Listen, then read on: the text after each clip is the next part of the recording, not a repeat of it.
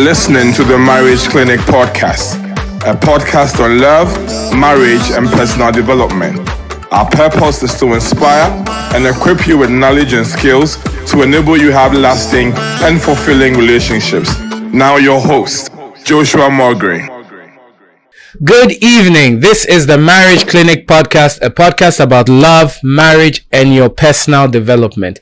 My name is Dr. Joshua Mulgrew. You can call me Uncle Josh.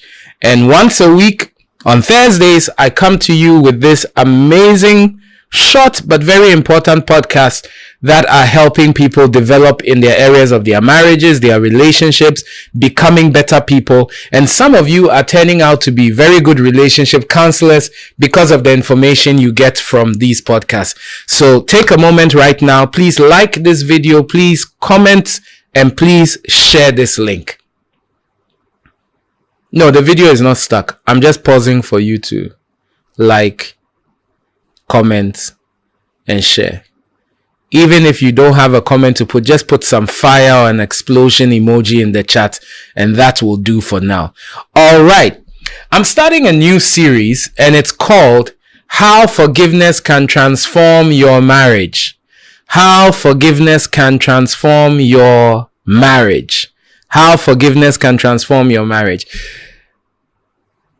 This week, I'm going to be introducing it, and I'll go into more detail in the coming weeks.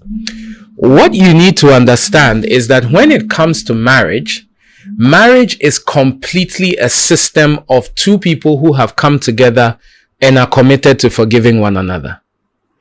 You cannot have a marriage if you do not have systems of forgiveness. Completely.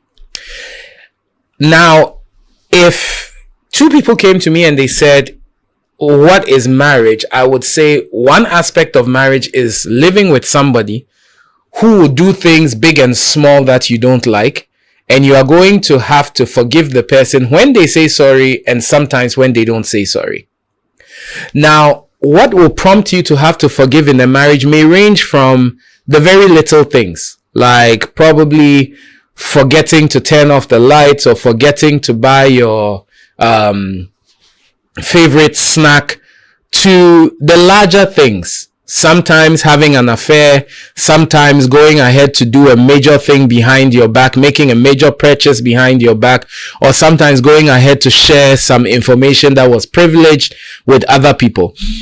No matter what it is, whether it is big or small, you need to recognize that forgiveness is a part of marriage. Now remember that forgiveness is a key element. I don't know a couple that have been married for more than 3 months and survived the 3 months if both of them do not have a heart that easily forgives their partners. So you need to realize that forgiveness is a key element of it. Now you also need to realize that in marriage you will be hurt by what your partner does. I can look back and mention things that my wife did in the past that really hurt me, and I'm pretty certain she can look back and mention even more things that I did that hurt her. And now that when I look back at our marriage, sometimes I look at things that I said in anger.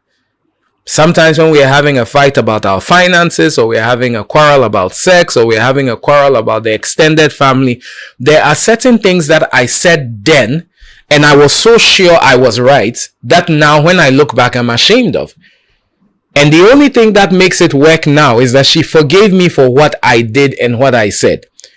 So you need to understand that in marriage, you are going to have to be vulnerable enough to accept the fact that the person I'm married to is going to offend me. And I cannot always decide that I am, making adjustments not to be hurt again.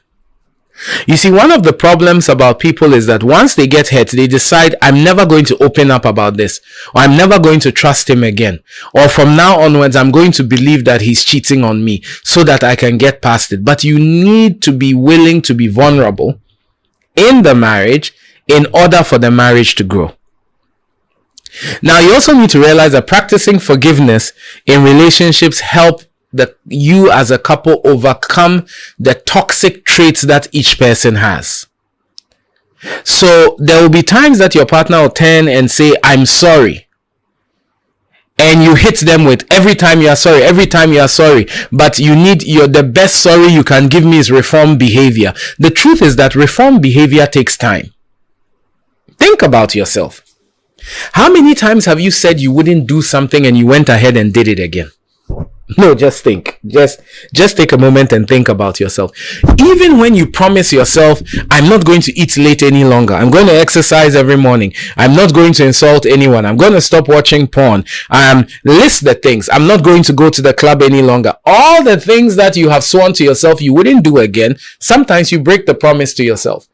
So why is it that when your partner does it to you, you are not willing to forgive? In order for a marriage to work, you must have a heart that is willing to forgive over and over and over again. Now, let me also tell you something. Resentment with unforgiveness leads to emotional and sexual distance. If you can't learn to forgive your partner, what it does is that it gradually begins to destroy the marriage. Maybe he used money that you guys were saving for something very important to do something very trivial with his friends or his family.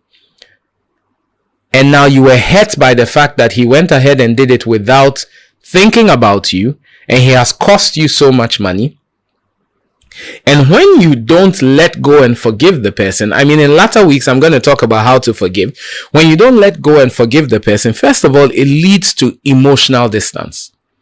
You are not able to gel with your partner and gist with your partner and chat with your partner the way you were before that issue happened. That's the first problem you have. Then the next thing is that it begins to affect your sexual lives. Especially for women, men really can have sex with someone they don't like. But especially for women, if a woman is hurt about something and she does not resolve it, it affects her performance in the bedroom. So all of a sudden, the man is now complaining, you are lying down like a log, you are not doing this, you are not doing that. But she's hurt about something that happened a week ago, in the morning, 3 days ago, a year ago, and that is not allowing her to be able to express herself. Let me just give you this story here. Let me read this to you. Abby harbors resentment and anger towards her husband, Rob, for secretly communicating with his ex-girlfriend. The ex has popped up again, leading to a breakdown in trust and emotional intimacy in their marriage. Despite Rob's apologies and acceptance of responsibility, Abby struggles to forgive him, resulting in emotional and physical withdrawal and doubts about his commitment to their marriage. Abby's inability to forgive has created a negative cycle in their relationship, characterized by a lack of goodwill, that's doing good things for the person, and effort to repair the marriage as described. So here's the situation. Rob starts chatting with his ex-girlfriend. Abby finds out that Rob is chatting with his ex-girlfriend. He says, it's true. I'm sorry, I won't do it again. But Abby has held on to the hurt. Now she can't trust Rob. Now she does not feel like doing things for Rob any longer. Now she does not feel like being sexually expressive with Rob because she's always thinking about the ex-girlfriend he was chatting with. You need to realize that in marriage, forgiving your partner is you doing a favor to yourself to be able to live your best life, and not letting your partner off the hook. I don't know what, and you may be a married couple who's watching this right now. I don't know what your partner has done to you. It could be a small thing of forgetting something that you considered important, or could be a big thing like cheating or something of sorts. I just want to let you understand that your ability to forgive your partner is very important in you being able to live your best life. And the marriage cannot get better if this issue of forgiveness is not dealt with. So in the coming weeks, I'm going to take time to talk to you a lot more about why forgiveness is important. And then I'm going to discuss maybe 7 ways you can be able to forgive your partner for things they have done, both big and small. So probably you're watching this and you are the one who did something to your partner and they haven't forgiven you. Please share this with your partner and make sure you don't miss the next 2 weeks as we delve into the very important subject of forgiveness. We will be back with Ask Uncle Josh, which is coming up next. Thank you so much for being a part of this. This is the Marriage Clinic podcast, a podcast about love, marriage, and your personal development. And my name is Dr. Joshua Mogri. Please look for me on all social media platforms, YouTube, Twitter, Instagram, name it, Facebook, TikTok, and all the rest.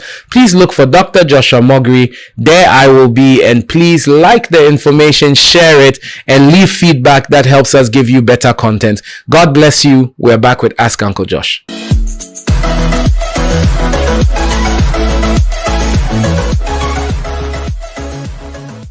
Hello, welcome to Ask Uncle Josh. We welcome your questions. Please always do send in your questions about relationships, marriage, and personal development. If there's something that's on your mind or something that's getting to you, please do share with us and we'll give you the best advice we know how, and you will take the best decision for yourself. Okay, today's question is quite interesting. It says, my husband's family expects me to quit my job and be a full-time housewife, but I'm passionate about my career. How do I address this with them without causing conflict?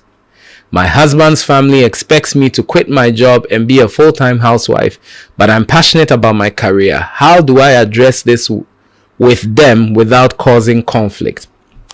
My first question is it your husband that wants you to quit your job and be a full-time housewife, or it is your husband's family? If it is your husband's family and your husband doesn't agree, then your husband has to stand up for you. He has to be able to talk to them and tell them that, hey, these are the reasons why my wife still has to have a job. So there are a couple of questions I'll ask. Number one, the first question I ask is it your husband's family that has a problem, or it is your husband that has a problem? Number two, are you financially secure as a couple to be supported by one house, one income?